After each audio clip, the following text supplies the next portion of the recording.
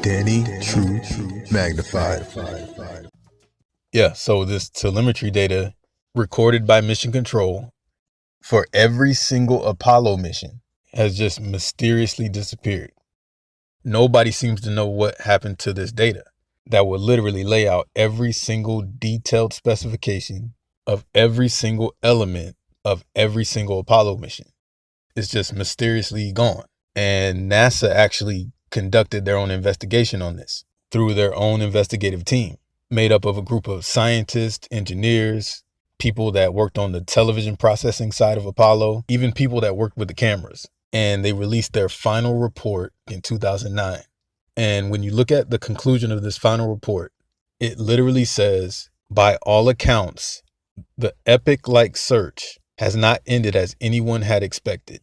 The searchers never found what they set out to uncover. Aside from a few canisters of Apollo 9 telemetry tapes still stored at the WNRC, the Apollo-era telemetry tapes no longer exist anywhere. So at the end of this investigation, they basically concluded that this telemetry data for Apollo is no longer in existence, that we will never be able to see this data because the data doesn't even exist anymore. And that all we have left is a little bit of the telemetry from the Apollo 9 missions, which would say, okay, at least we have a little bit of the telemetry from the Apollo 9 missions. And, since they used the same technology to make that trip to the moon and back, all 6 times that they landed on the moon, all we would need is just the telemetry data from just one of those 6 times. Even if it was just a little bit of data, it would still give us a clear idea of some of the technological aspects of how they made all this work. But remember, they didn't actually land on the moon until Apollo 11. Even Apollo 10 actually made it to the moon. They just didn't land. They orbited around the moon and then came back. And with Apollo 9, you had everything. The Saturn V rocket, the complete Apollo spacecraft, and all of it was sent up in a test flight. But the thing is, this test flight never made it to the moon. All of this testing of the Apollo spacecraft took place in low Earth orbit. So literally, the entire Apollo 9 mission was conducted in low Earth orbit. So all of the telemetry for the Apollo 9 mission is going to be telemetry for a low Earth orbit flight. So literally, NASA is saying that the only telemetry data for Apollo in existence is the telemetry for a low Earth orbit flight, which we know when you're in low Earth orbit, you're going nowhere near the radiation belts, and you're definitely not going anywhere near the moon. So yeah, they're literally saying any telemetry data of them going through the Van Allen radiation belts and of them landing on the moon is just gone, just doesn't exist. So we literally have no telemetry data to go by.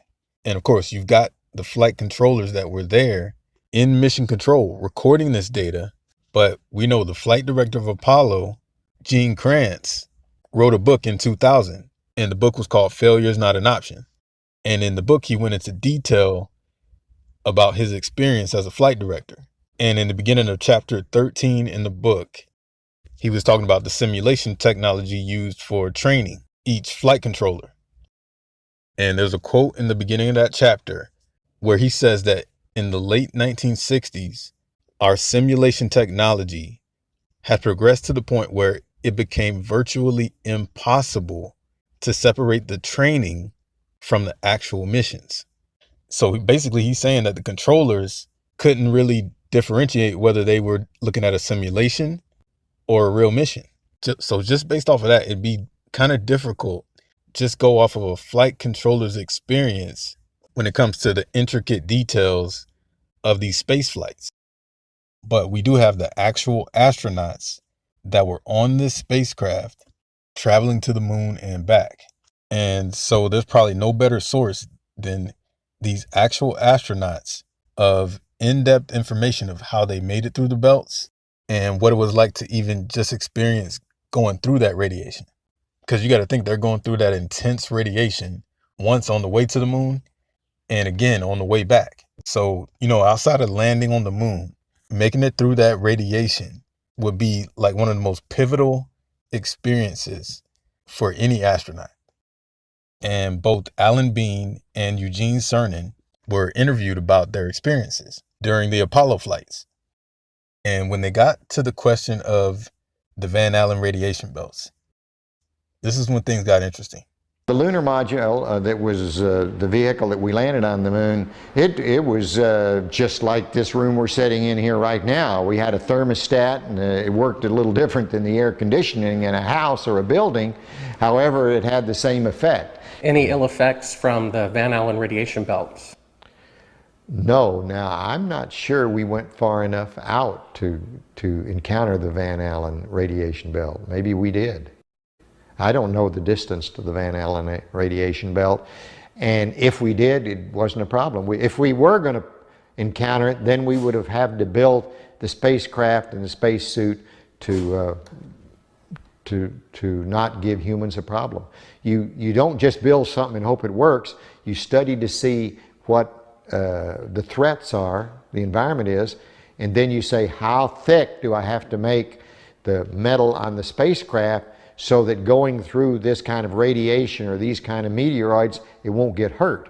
And so then we build it that way. The belts are 1,000 miles to 25,000 miles above the Earth. Then we went right out through them. No effects on your cells? Didn't even know it. I don't think anybody, well, maybe somebody said you went through the radiation belt, but we didn't feel it inside, and we didn't get any, added radiation. I got to a point on my 2 flights to the moon, particularly my last flight, when I actually made the moon my home for over 3 days. You become detached from one planet. You become detached from Earth, which is your identity with reality. So there was no strange phenomenon going through the belts of any kind? Nothing happened? There was no great unknowns, no science fiction going to the moon. It was all science fact, although sometimes it seemed like it was science fiction. I saw a CNN report about 3 years ago. The space shuttle went to about 365 miles. And that was the closest they got to the belts since the moon missions went through them. And they were about, 650 miles away from the belts. And they reported that it was more dangerous than previously believed. And that when they were 650 miles away, they could see the radiation with their eyes closed going through their skulls and the retinas of their closed eyes. Well, I don't know about the shuttle. The shuttle doesn't have the capability to go very far, 400 miles. I don't know exactly where the Van Allen. Quiet. The shuttle doesn't have the capability to fly very far away from Earth, maybe 300-400 miles. I don't know exactly how far out the radiation Van Allen belt is. It didn't seem to bother us very much. Did you see shooting stars? Did you see the shooting stars? Yeah, I'm getting to that. Oh, okay. But a lot of noise going on. So I don't know the results of some of the experiments they've conducted. The point is they can't get that far from here, and they're really in the protective confines of the Earth, outside the atmosphere certainly. We conducted all kinds of experiments, and one of them was an experiment where we closed our eyes and then we put some light-sensitive pads on our eyes, and we could literally, yes, we could see traces of radiation or traces of something going through our eyes. We conducted this experiment both going to the moon and coming back from the moon several times. Now, what that all meant, I don't know, but it wasn't the kind of radiation that gave us a problem of any kind. So first off, you got Alan Bean saying that he didn't even know if they went through the belts, which is crazy because we know Apollo 12 happened in 1969 and the Van Allen radiation belts were first discovered in 1958. So that's 11 years of scientists, astrophysicists, engineers, astronomers, any and everybody working in aerospace being aware of the existence of these belts and knowing that in order to go anywhere beyond low Earth orbit, that you would have to go through these belts. And of course, the moon is well beyond low Earth orbit. But an actual astronaut, and one of the only actual astronauts to make it beyond low Earth orbit, doesn't know if they went through the belts or even know where the belts are. I mean, this astronaut that traveled to the moon and back on the Apollo 12 mission didn't even realize that you have to go through the belts to even get to the moon. So you got a question, how is this possible? But either way, he's saying that even if they did go through the belts, that they went right through them with no problems, no issues, no effects from the radiation at all. And Eugene Cernan saying the same thing. Even if there was radiation present, it wasn't the kind of radiation that had any effect on the astronauts, on the spacecraft, or on any of the equipment at all. No effects on the astronaut cells. Like Eugene Cernan said, there were no great unknowns going to the moon. No science fiction. It was all science fact. But we know that it is a scientific fact that the Van Allen radiation belts is one of the major great unknowns in space. And we know that even though they discovered them in the late 50s, it took them 50 plus years when they were able to send probes into the Van Allen belts that they were able to really start understanding just how much of a major role these belts would play on the idea of space travel. And you can even look at the timeline of the studies they were doing with these probes, and you can see how it was just becoming more and more evident of how much we didn't know about the radiation belts, and kind of like this increasing revelation of just how dangerous it would be to actually travel through these belts. In 2012, scientists will finally be able to study another kind of storm in a hazardous area high above Earth when two very tough spacecraft, the radiation belt storm probes, are launched. Highly charged particles in the belts can harm satellites and astronauts. Scientists want to study the radiation belts because there's a lot that we don't know about how particles and events travel from the sun through the Earth's environment and affect the radiation belts. We also have astronauts that are out in space, and the more we understand about the radiation, the better we can protect those astronauts. This is a field where we go out there and we're doing things on the cutting edge. We don't necessarily, we don't understand everything.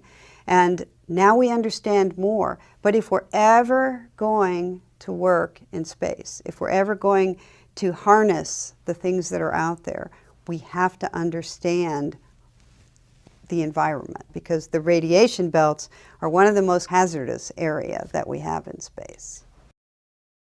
The radiation belt storm probes will help researchers unlock the mysteries of the radiation belts, which were discovered more than half a century ago. They're home to very intense radiation, both electrons and protons, and when these particles get very energized, they can cause problems for satellites and astronauts. Particles in the belts are considered radiation because of their very high levels of energy. The levels are so high that these particles can damage any matter they come into contact with. The inner radiation belt is where the protons are very dominating. And a proton, as you know, has a mass much, much heavier than an electron. It can do a lot more damage. So you really do have to worry about your spacecraft safety in that region. What fascinates scientists about the belts is that they're dynamic structures. It changes both their size, it usually makes them very big, it pumps them up, and it makes them very, very energetic. How do we expect the Van Allen radiation belt particles to change? And because they will change, and therefore they will affect satellites and technologies that they're flying in space and even on the surface of the Earth. RBSP will let scientists answer questions surrounding the belts that have existed since their discovery more than half a century ago. This mission really will give us those answers, and that's just exciting. I guess that's the exciting part about science in general. The Radiation Belt Storm Probes mission is NASA's mission to study the Earth's Van Allen radiation belts, two invisible regions of highly charged particles in space that surround the Earth. The first use for the data from the mission will be by scientists who attempt to understand the physical processes that are occurring in the radiation belts. They'll use those data to develop models for space weather in the Earth's environment, the hazardous features that surround us. However, the data can also be used by engineers to better design spacecraft. For example, if you know how much radiation is out there, you know how thick to shield your spacecraft with walls of metal. The Earth's radiation belts pose a hazard to astronauts. What we want to do is understand just how much radiation is out there and just where it is, and we can warn astronauts when to be inside and outside their spacecraft. The Van Allen probes have really provided us with more than 6 years of non-stop excitement, continually bringing us wonderful science results, incredible observations from the heart of the most intense radiation region that really humanity has ever found. But they are very, very susceptible to changes in the solar wind. So spacecraft that aren't normally in them can suddenly become engulfed by them. And so it's really critical for us that we understand how these radiation belts are changing so we can better design spacecraft to be able to withstand unexpected dosage of radiation. So understanding the fundamental science is absolutely required in order to make predictive model relevant to space weather. We have this highly elliptic orbit in order for the spacecraft to go through all of the different areas of the Van Allen radiation belts. So it really gets a great picture for the scientists of what's going on in the different regions. The Van Allen radiation belt probes have really shown us just how dynamic and how exciting this region of space is. Our mission turned it completely around and made it into a complete new science exploration, vibrant field by making a number of unexpected scientific discoveries. We actually launched them. We really thought they were just 2 belts.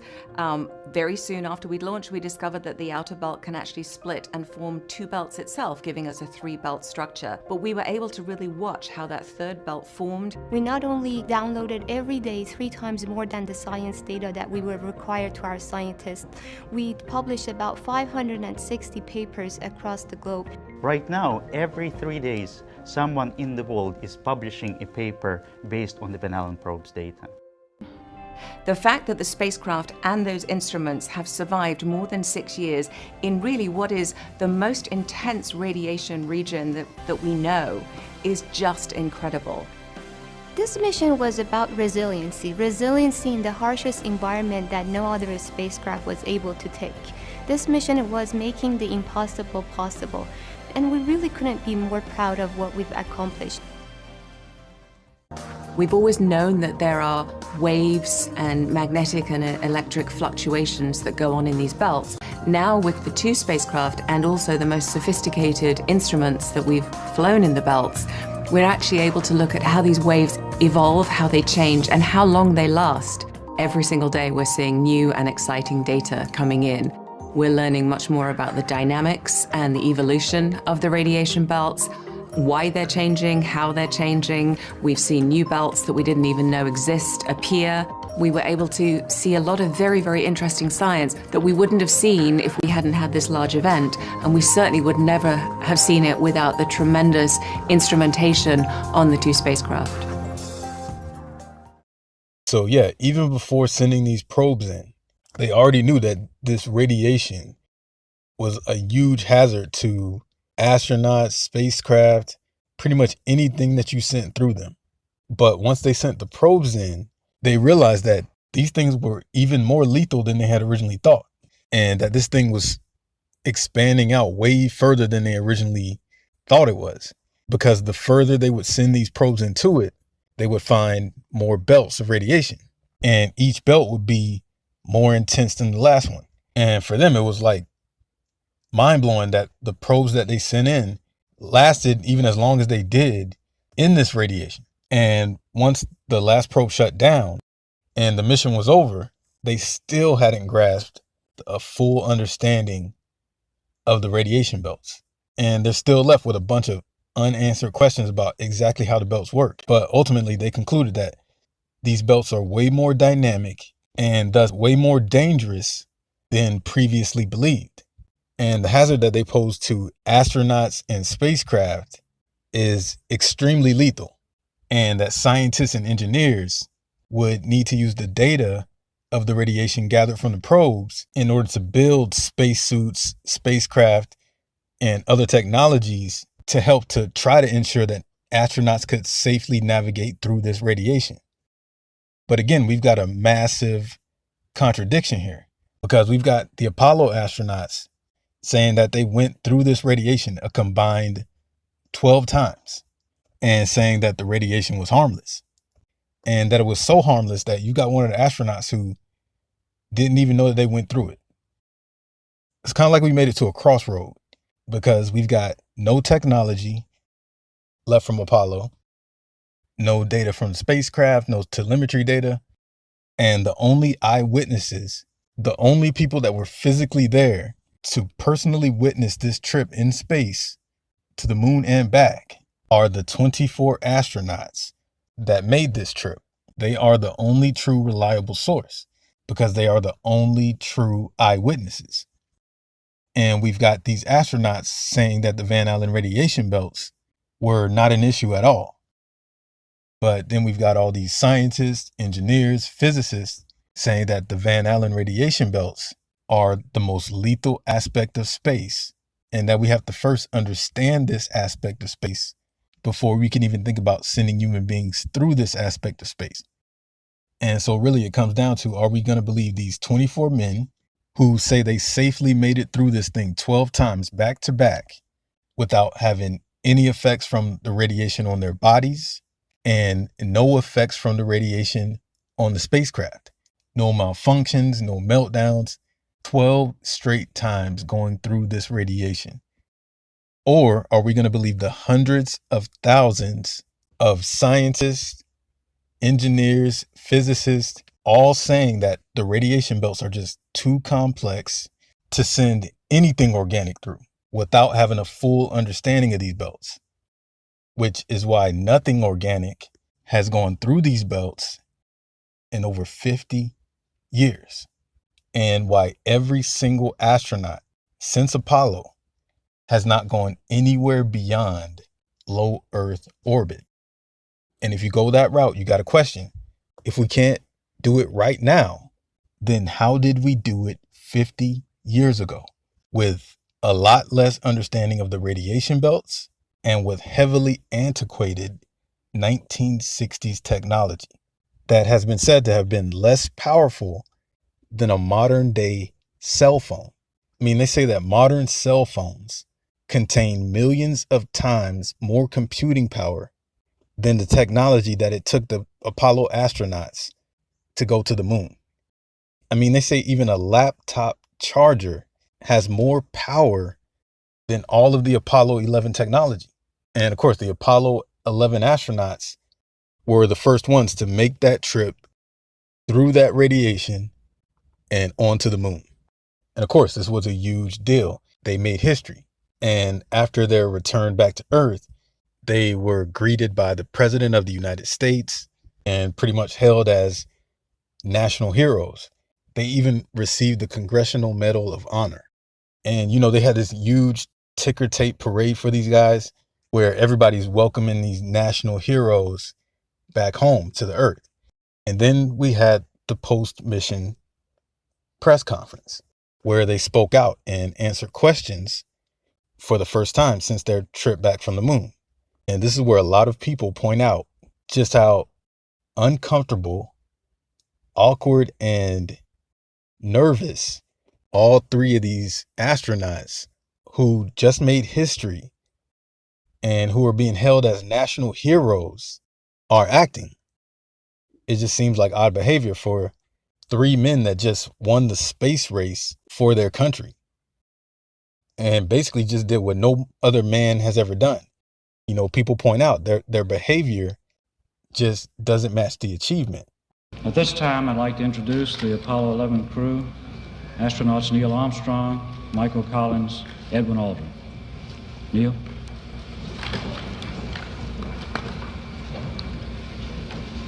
It was our pleasure to have participated in one great adventure. It's an adventure that took place not just in the month of July, but rather one that took place in the last decade. We all here and the people listening in today had the opportunity to share that adventure over its developing and unfolding in the past months and years. It's our privilege today to share with you some of the details of that final month of July. That was certainly the highlight for the three of us of that decade. We're going to divert a little bit from the format of past press conferences and talk about the things that interested us most, in particular the things that occurred on and about the moon. The Saturn gave us one magnificent ride, both into Earth orbit and on a trajectory to the moon. Our memory of that actually differs little from the reports that you have all heard from those previous Saturn V flights, and the previous flights served us well in preparation for this flight in the boost as well as the subsequent phases.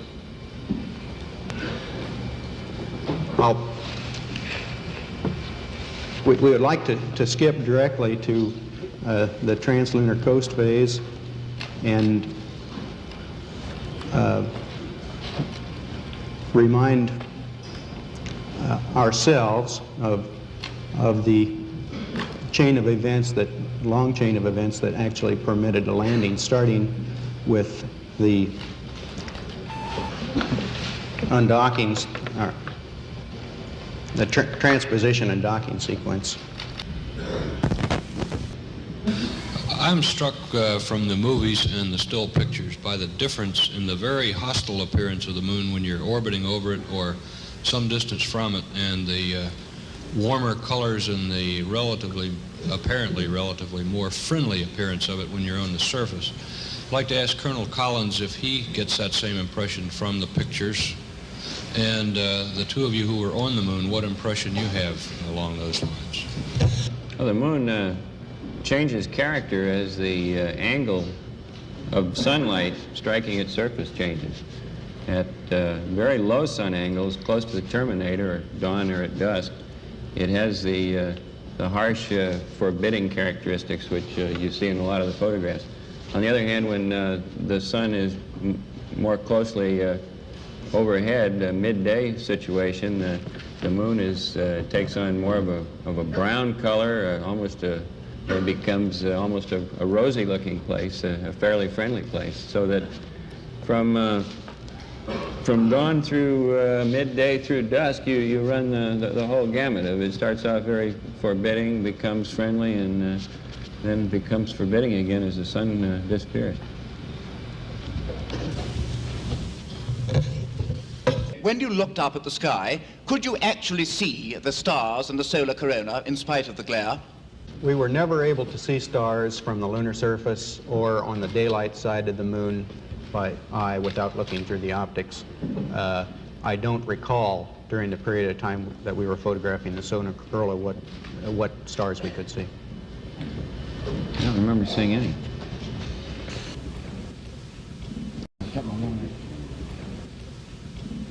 Many of us and many other people in many places have speculated on the meaning of this first landing on another body in space. Would each of you give us your estimate of what is the meaning of this to all of us?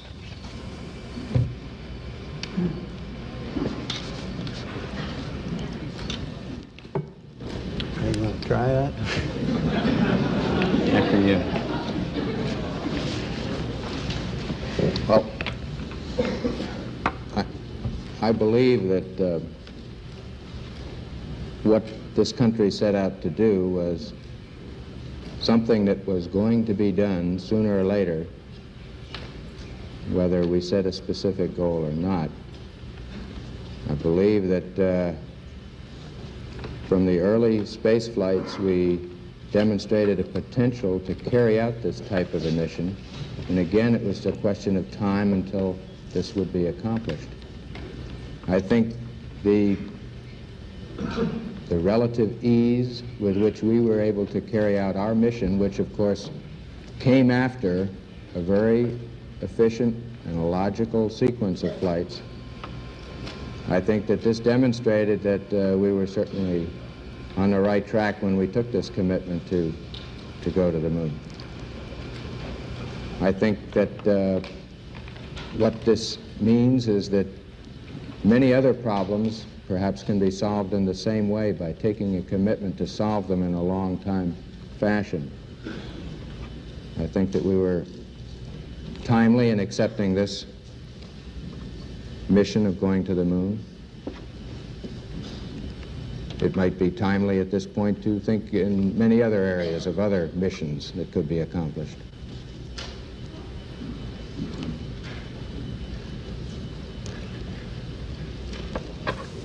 Well, to me, there are near and far-term aspects to it. On the near term, I think it's a technical triumph for this country to have said what it was going to do a number of years ago, and then, by golly, do it, just like we said we were going to do it. Not just perhaps purely technical, but also a triumph for the nation's overall determination, will, economy, attention to detail, and 1,001 other factors that went into it. That's short term. I think long term, we find for the first time that man has the flexibility or the option of either walking this planet or some other planet, be it the moon or Mars or I don't know where. And I'm poorly equipped to evaluate where that may lead us to.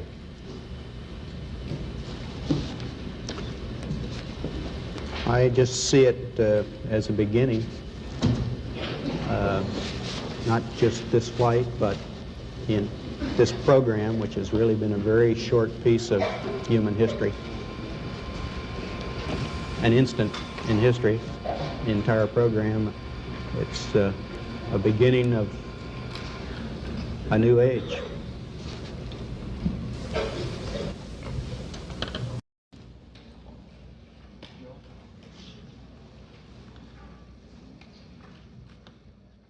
So these guys that you think would be elated and, filled with pride and excitement, having accomplished something so monumental, and then being able to reshare that moment and relive that moment with a room full of basically their peers.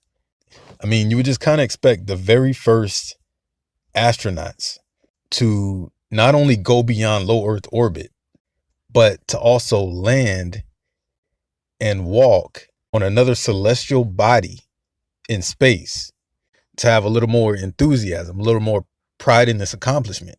But instead, these guys are acting like they're being tried in front of a grand jury, acting all fidgety and stumbling and tripping on their words. And then once the questions started rolling in, it just got even weirder. Specifically, when the question was asked, when they looked up at the sky, were they able to see any stars? And then, Neil Armstrong answers. And at first he says we were never able to see stars without looking through the optics. And then he kind of backtracks on that and says, I don't recall. We were never able to see stars from the lunar surface or on the daylight side of the moon by eye without looking through the optics. I don't recall. And if you notice, right after he says that, Buzz Armstrong and Michael Collins both just kind of shoot up out of their seat, like they just got super uncomfortable in that moment. And then, Michael Collins jumps in and is like, I don't remember seeing any. I don't remember seeing any. And looks right at Neil when he says it. And Neil kind of has this reaction with his body language where it's like, man, I just messed up. I shouldn't have said that. And if you notice, there was a lot of rumbling in the crowd after what he said. Because honestly, either you saw stars or you didn't. And this is one of the bigger fallacies that's brought up about the videos and the photos from the Apollo missions, is that you cannot find one video or even one photo where you can actually see the stars in the sky. Every single video, every single photo from every single Apollo mission has a completely blacked out sky. Not one star in sight. Even in the pictures where you can see the Earth, there's still no stars present at all. And while it could just be the cameras and the glare of the sunlight, there is some suggestion that the reason that we never see any stars in any of these videos or any of these photos is because if this really didn't take place, then out of everything that could be fabricated, trying to recreate the stars in the sky and getting each star in their exact proper placement, in their exact proper position, would have been just too complex. And if this thing really didn't happen, this could have gave everything away. Because once you show us those stars, whether it's video or whether it's photos, you open up the door for some extremely intelligent people, astronomers, people who are extremely familiar with the placement of those stars, to step in and to really start analyzing these videos and these photos. Because there are some people out there that are so deeply ingrained into astronomy that all they would need to do is look at a picture, and just from the location that it was shot in, the angle the shot was taken in, they will know that star is in the right spot, this star is in the wrong position. They'd be able to pick out all the astronomical errors in any photograph, in any video. And this is why it's thought that maybe there are no stars and just that black background, to avoid the complexity of having to recreate the stars and to avoid those astronomical errors. But either way, then you had somebody ask, what was the meaning of this first landing? And you got some more odd and nervous answers from these guys. And then Neil comes in and says he sees it as the beginning of a new age. It's a beginning of a new age. And we know that new age was supposed to be the space age. You know, this was supposed to kick off a new boom of even more space exploration. You know, more manned trips to the moon, trips to Mars, and trips all over the solar system. But of course, that new age never happened. And Apollo remains the last time we have ever seen anyone go beyond low Earth orbit.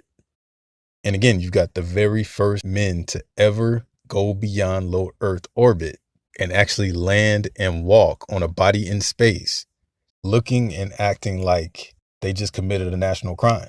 And any evidence of them actually doing this has either been lost, destroyed, or literally restricted by law from us being able to see it. And then you've got scientists right now saying that it's not even possible right now. But there's so much evidence that's saying otherwise. I mean, everything, even down to the name of the mission.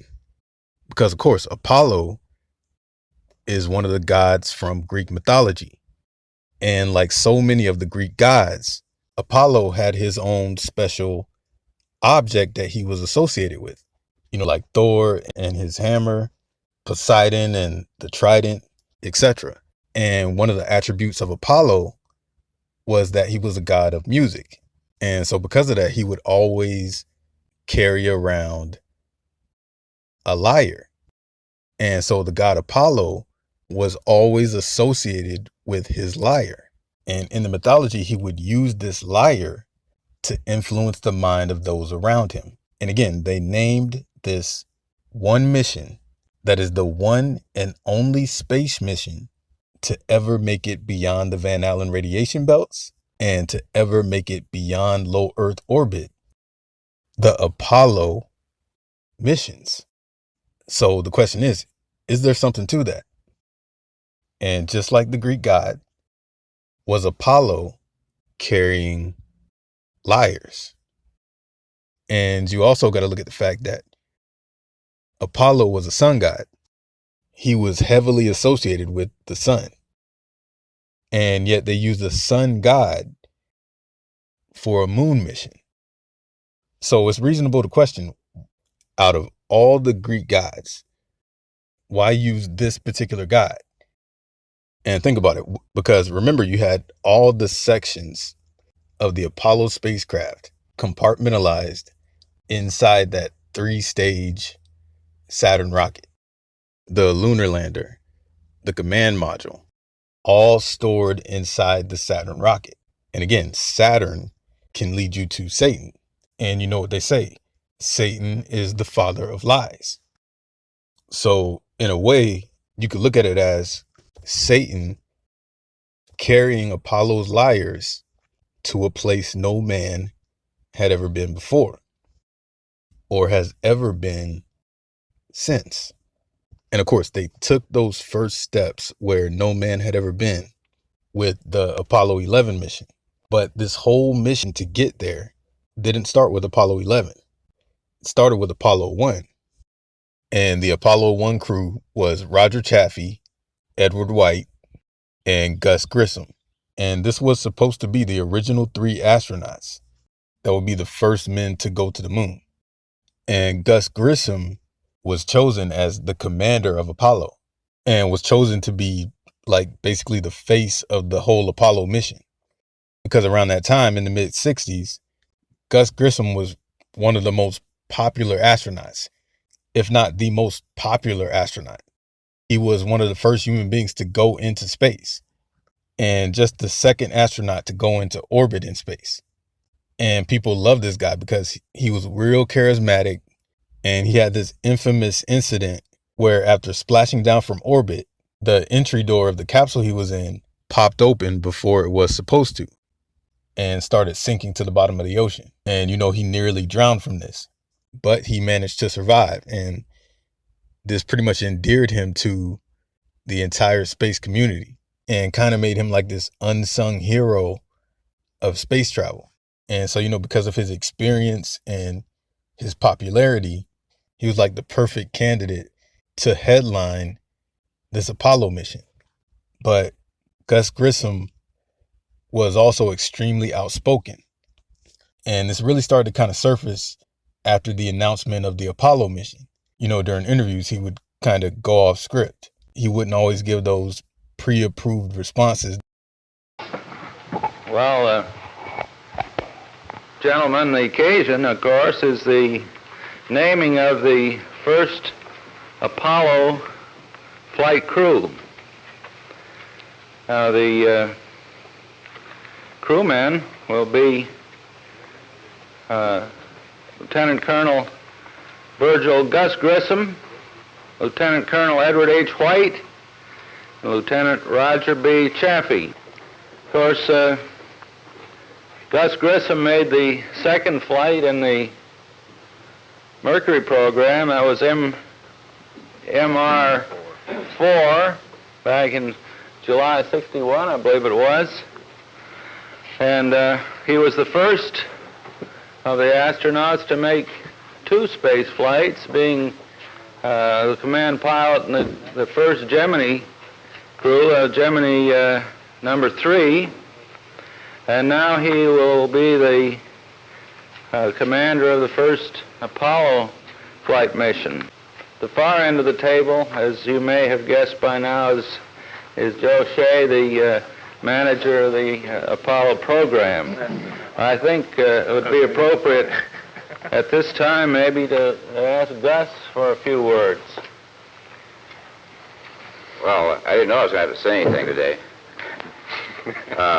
I'm real pleased to be on the first flight and looking forward to it. I've just now started getting into the Apollo systems and looking at Apollo spacecraft and trying to forget everything I knew about Gemini. I think we've got a real good crew with Ed and Roger, and then with Jim and Rusty and Dave Scott backing us up. Well, I think we've got a good crew. We'll have a good flight. I got one minor bone to pick with Gus. Since Apollo is derived very heavily from Mercury and Gemini, and we rely extremely much on that experience, I don't really want him to forget what he's learned in Gemini, but rather to bring it with him, and I suspect that's really what he's going to do. I want to forget the bad things. You keep telling me there weren't any. Let me ask 2 questions. The first one is when Gus, did you and White and Chaffee know of your selection yourselves? And the second question is the planning date also within the third quarter or first quarter of '67, or is the planning date earlier? I assume you have a planning date you're working toward.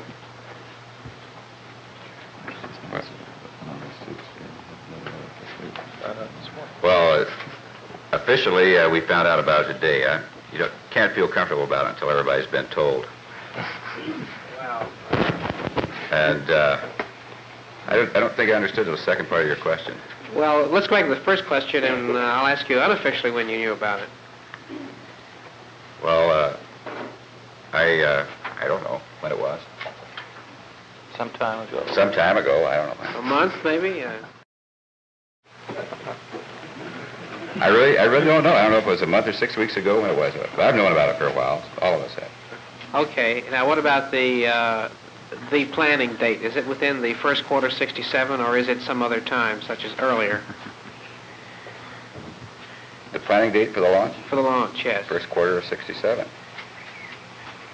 There is a date within the first quarter '67 that has been given to you as the planning date for the... Well, I'm telling you that it doesn't mean enough to me for me to go look it up and see what it is. Well, to be precise, there is not a date set because on a first mission like this, there are a number of things that have to fall into place from the delivery and checkout of the spacecraft through the training of the crews. And this far away from the possible flight, we can't set a date, so we don't bother even to write it down on paper. So Gus couldn't find it if he wanted to look it up. The flight will come sometime in the first quarter of '67 or when everything is ready. You know, he kind of, in his own way, kind of exposed just how disorganized and unplanned the Apollo 1 mission actually was. And it started to come out more and more of just how critical he was of the Apollo spacecraft and how much he doubted that this spacecraft could actually get them to the moon. And eventually he got out to the media that he had taken a lemon on a hanger and then hung it on the Apollo spacecraft. Because that used to be a thing back in the day. If you had a crappy car or any type of vehicle that you considered a piece of junk, you would call it a lemon. And again, it got out to the media that Gus Grissom was basically referring to the Apollo spacecraft as a lemon. And so, you know, he became known for being real critical of the Apollo mission. And one of his biggest criticisms came during one of the test runs inside the lunar capsule, because they were having a lot of communication issues between mission control and the astronauts during this test run. And Grissom started calling them out about it during the test. And he literally said, how are we going to get to the moon if we can't even talk between 2 or 3 buildings? And just a few moments after he says this, the capsule catches on fire. And Grissom and the other 2 astronauts are trapped inside and do not make it out as this capsule continues to burn for an extended period of time. And once the incident went under investigation, they released the actual audio from inside the capsule.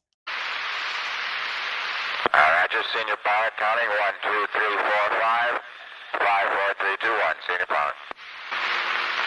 Roger, senior pilot's transmitting 1, 2, 3, 4, 5, 5, 4, 3, 2, 1, senior pilot. Senior pilot counting 1, 2, 3, 4, 5, 5, 4, 3, 2, 1.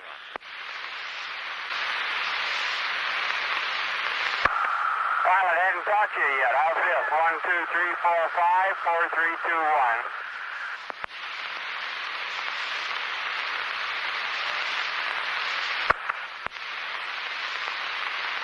It's good for you.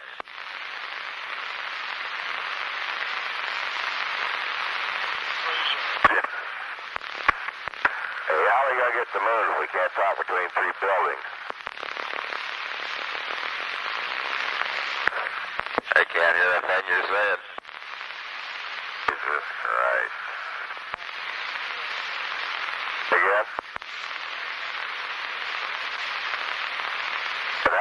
the moon if we can't talk between 2 or 3 buildings.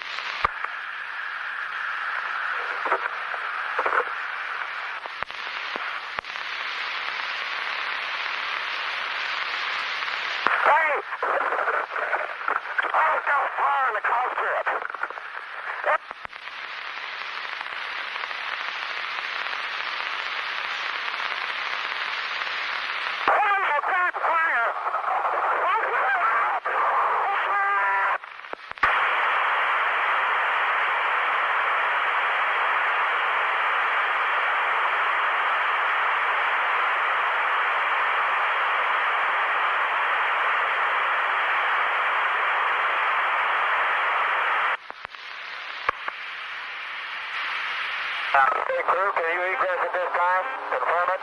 Bad leader, get in there and help him. Bad leader, CFCC.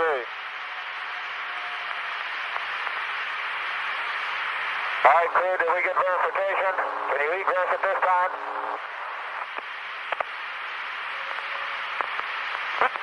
What were you able to hear him?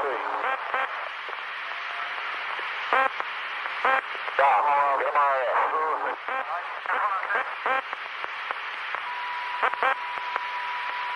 Buzz, can you read us? Bad leader?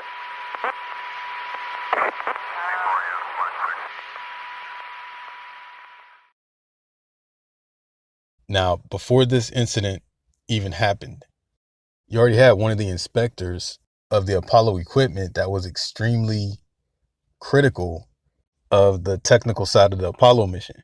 He was citing issues with wiring, safety precautions.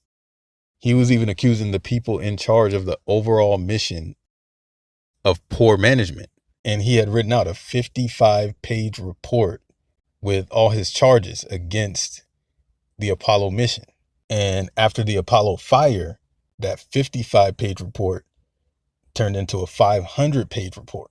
And when the investigation made it to the courts, he actually testified against NASA and against the Apollo mission based on his findings.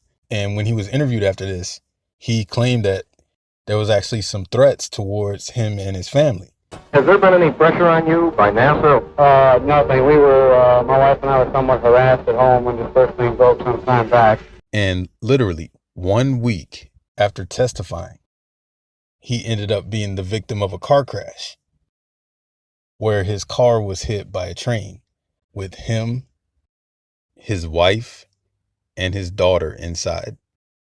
And even though the incident of the Apollo fire made it all the way to a congressional hearing, it pretty much just disappeared. Everything was dropped. The 500-page report mysteriously disappeared, and they never figured out the cause of the fire. It's forever been labeled a mystery. And just 2 years after this, the Apollo program was 100% back on track.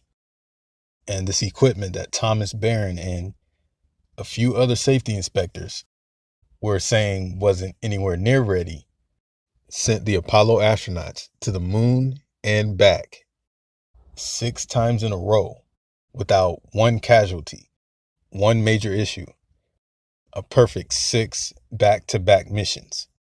Just 2 years later, they were making perfect routes to the moon and back, to the point where they were doing this with such ease, and these trips to the moon had become so routine that by the time they got to Apollo 14, they were playing golf on the moon, literally swinging golf balls into the craters on the moon. Now, just 5 years after the last Apollo mission, the movie Capricorn 1 is released, a movie about NASA faking a mission to Mars. And in this movie, you have them faking the Mars landing inside of a studio. You got NASA trying to kill the 3 astronauts involved after they decide to back out. You've even got a reporter who figures out that the landing is a hoax and ends up getting threatened after he decides to go public with it. So much to the point where there's a part where he ends up losing control of his car and ends up in a car crash. And the crazy part about it is that NASA actually played a pretty large role in the production of this movie. They actually granted the studio the right to use the NASA properties in the making of the film. And so throughout this whole movie, you see NASA everywhere. You see the NASA logo, the NASA likeness. You constantly hear NASA being named. There is no doubt that NASA is the protagonist in this movie. You've got a replica of the Saturn rocket that's supposed to be the rocket used for the mission. And NASA even provided a prototype of the Apollo lunar module that is used during the fake staging scene. And again, this entire movie is based around the faking of a space mission beyond low Earth orbit.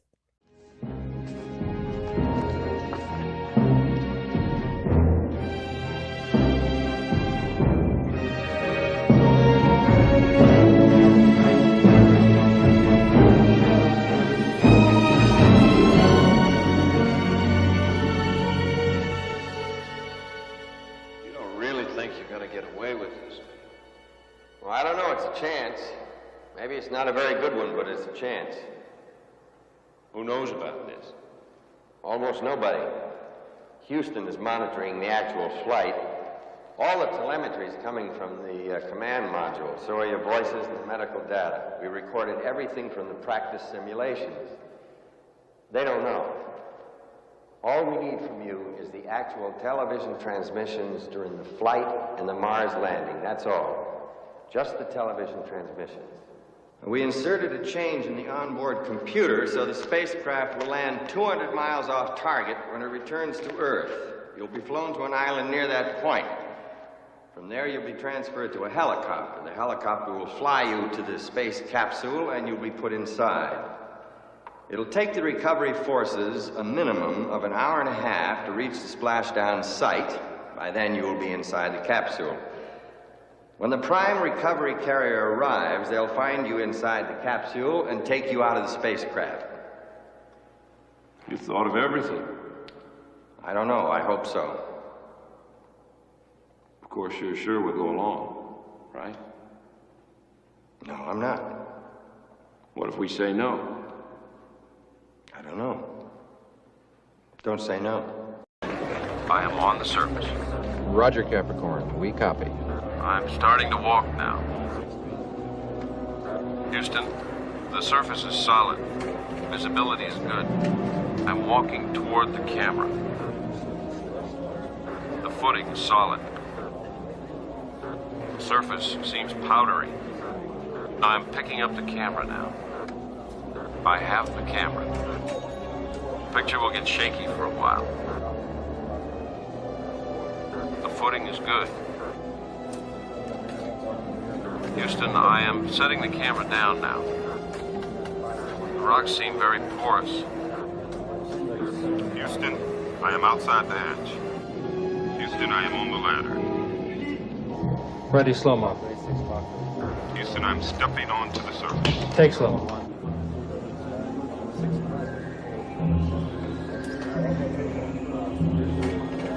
Houston, I am on the surface. We are going to set the flag on the surface. We do not claim this planet in the name of America. We claim it in the name of all the people of the planet Earth. We hope that our visit will increase the understanding of the human race. Walker should be activating the tape soon with a pre-recorded message from the President. Houston, I am starting the tape. To the men of Capricorn 1, I bring you greetings from your fellow Americans and all of the citizens of the world. You are so far away. It takes light more than 20 minutes to reach you from here. One could say not only light, one could say time. You are in another time from us. The future.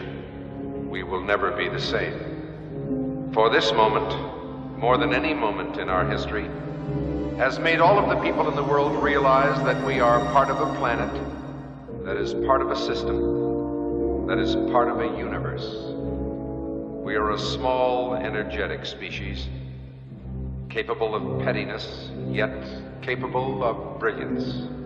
We know how bad we can be. Now you, the men of Capricorn 1, have shown us how wonderful we can be, by showing us how high we can reach.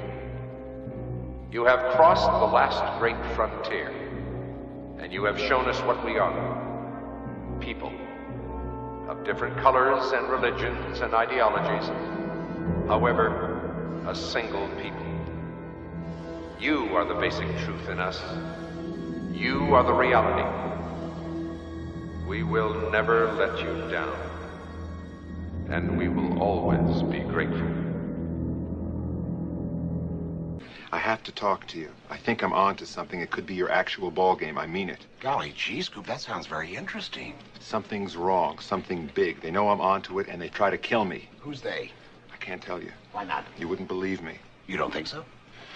Okay, listen to me. I got a tip from a friend, a good friend. Then he disappeared. He disappeared? I checked NASA personnel. They have no record that my friend ever worked there. They say they never even heard of him.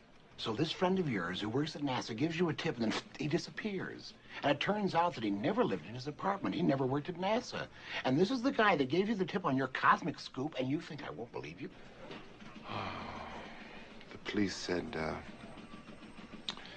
they said that nothing was wrong. And you think I won't believe you? Somebody took a shot at me. When? Yesterday. Thank God I've got an alibi. I'm telling you the truth. Listen to me. And listen good. I don't like you, Caulfield. You're ambitious. You think the way to get ahead is to come up with the scoop of the century.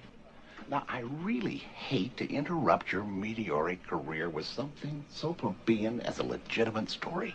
Get your ass on that plane. I can't. I have to follow this. And you can't tell me what this earth-shattering story is? It sounds too crazy. If I told you, I'd be in more trouble.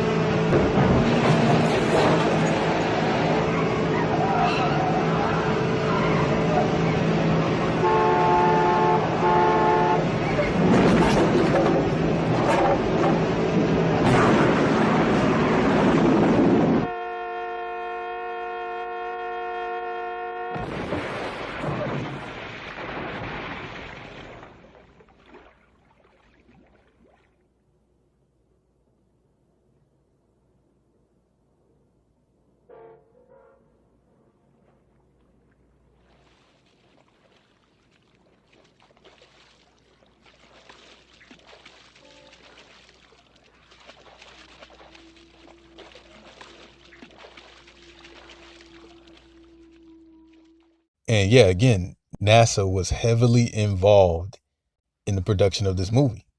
This is actually the very first movie to be made with the full cooperation of NASA. And it just so happens that the very first movie that NASA is fully involved with just so happens to be about faking a space mission beyond low Earth orbit. And so you got to ask, why would they choose a movie about faking a space mission as the very first film that they would give their full support? Because you not only got the fake Mars landings in this movie, you've also got the hits being placed on the astronauts and the reporter and everything else in this movie. I mean, maybe they were just playing off of all the people that saw all the inconsistencies in the moon landing, you know, just kind of playing into the controversy. But then there's another side of this where you got to think, you know, sometimes if you present something as fiction, then just by design, that's exactly what it becomes for a lot of people. Fiction. You know, you see it in a movie, and sometimes subconsciously you begin to think that only happens in movies. But we know about all the subliminals in movies and how a lot of times it's like they're telling you different things through these movies.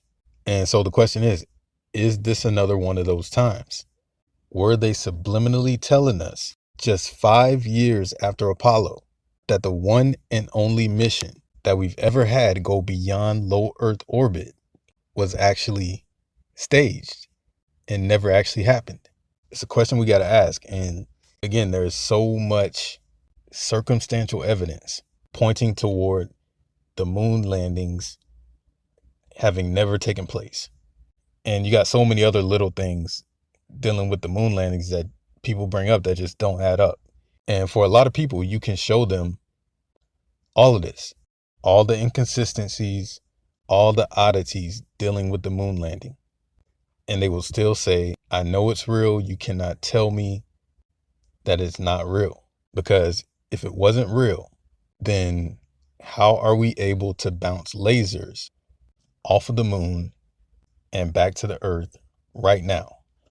Because, you know, if you have a powerful enough laser, you can aim that laser at the moon and have the light of the laser bounce back. And from that bounce back, you can gain scientific information pertaining to the moon. And it's generally said that the reason for this is because when the Apollo astronauts landed on the moon, they also left these laser reflectors on the moon for 3 separate Apollo missions: Apollo 11, 14, and 15. And so you can shoot lasers at these specific spots on the moon, and the light from these lasers will reflect back to the Earth and give you a precise measurement between the Earth and the moon. And a lot of people say that this is the ultimate proof that we landed on the moon. Because if we didn't land on the moon, how are we able to bounce these lasers off these reflectors on the moon? Well, here's the thing. The Soviets also have reflectors on the moon, and they didn't need human beings to place them there. Both of the Soviet moon reflectors were placed on the moon with rovers, inanimate, remote-controlled rovers that they sent to the moon to place down these reflectors. But even then, the Soviet reflectors weren't dropped until 1970. And of course, Apollo 11 took place in 1969. So they would have been able to bounce lasers off this reflector since 1969. But the truth is, they have been bouncing lasers off of the moon since 1961. So literally 8 years before the first Apollo mission even landed on the moon, they were already bouncing these lasers off the moon.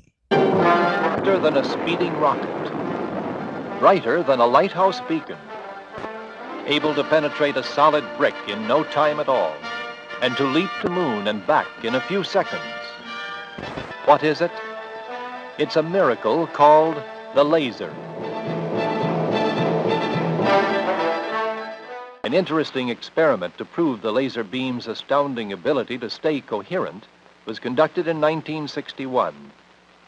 A ruby laser shot a series of laser pulses at the moon, 250,000 miles away. If it had been possible to use a powerful searchlight instead of a laser beam, the light from it would have spread out over an area many times the moon's diameter of more than 2,100 miles. But the laser beam hit the moon, illuminating a spot on it less than 20 miles wide.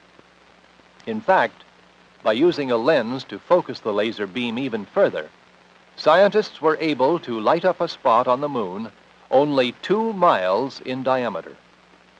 Lasers can be used for quick, exact measuring of distances, both extremely far and extremely small. For example, a laser impulse targeted at the moon and reflected back to Earth will be able to determine this distance within 6 inches. So yeah, the moon has a reflective surface.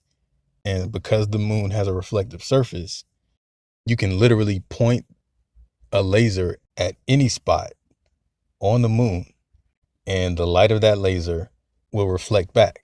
And scientists have been doing this since 1961. And by 1962, they pretty much perfected it.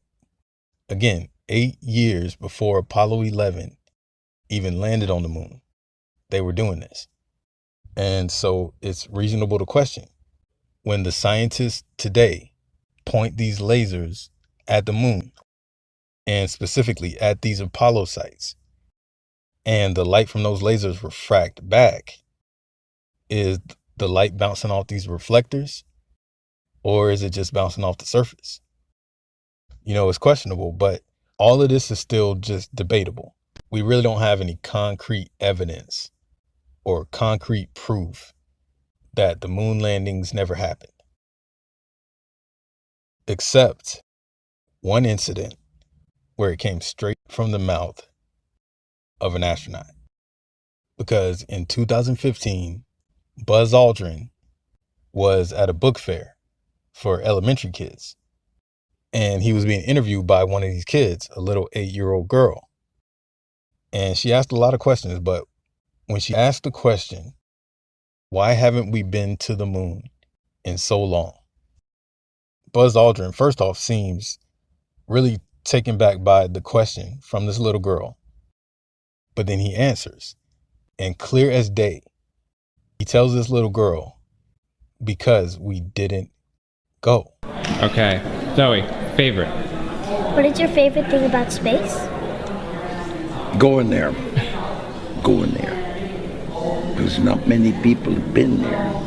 It's nice to do something that other people haven't done. Long time. Why has nobody been to the moon in such a long time? That's not an 8-year-old's question. That's my question. I want to know, but I think I know. Because we didn't go there, and that's the way it happened. And if it didn't happen, it's nice to know why it didn't happen. So in the future, if we want to keep doing something, we need to know why something stopped in the past that we wanted to keep it going.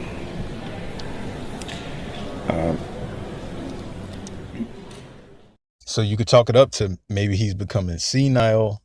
He didn't realize what he said. He didn't mean what he said. But clear as day, he said what he said. And he said that they did not go. So maybe, just maybe, in his older age, the truth came out. He couldn't lie to this little girl, and what he told her was the truth, that they didn't go. And if they didn't go, then that means that the Apollo moon missions never happened, which means that the only time that we ever went beyond low Earth orbit never happened,